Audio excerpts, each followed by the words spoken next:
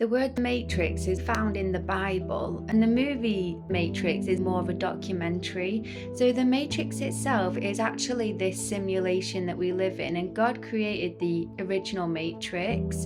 The word Ma comes from Ma, like mother, the divine mother, and trix is like the magic, and so it's this magical creation from the divine. The matrix itself isn't inherently negative, however it's been inverted and changed and manipulated, so we create now a false inversion of the matrix. And so what we're projecting and creating due to our traumas, beliefs, our words we use, our thoughts, whether good or bad, this is why I teach about becoming a conscious mage and starting to create the good, as opposed to projecting an inversion, a distortion of what you believe reality is because of traumas and negative things that have happened to you in past lives and even in this life.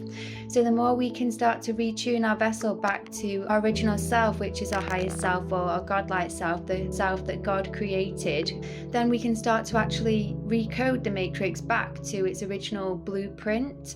So this actual matrix isn't necessarily negative, however it has been inverted to have like a false overlay, or it's now a false matrix. It's not the original one. And so in the movie The Matrix, Neo doesn't escape and leave that place for good. He goes in and infiltrates it from the inside out. He recodes it from the inside out and recreates it from the inside out in the third movie, if you haven't seen it, not to spoil it, but he basically then with Trinity decides that they want to recreate it and make it amazing for everyone in the Matrix, because there are people that are here to learn and grow.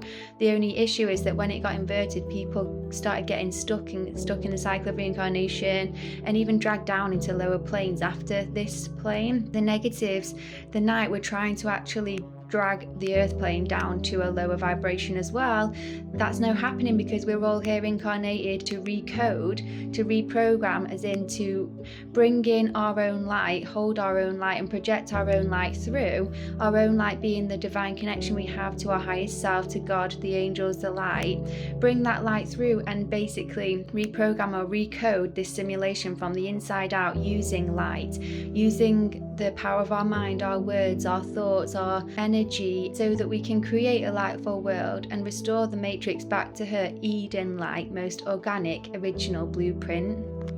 Some people talk about the Matrix being a representation of mainstream society, like having a 9-to-5 job, going out and drinking, and just being really emotionally addicted to the mainstream lifestyle that has been so heavily pushed and promoted on everyone. Now, that could be classed as a matrix, but the official matrix is literally this whole simulation we're living in. So even if you go and live off grid, you aren't escaping the matrix. You might be unplugging from the hive mind, which is the collective consciousness mind that is mind controlled to want to do things that don't serve their soul.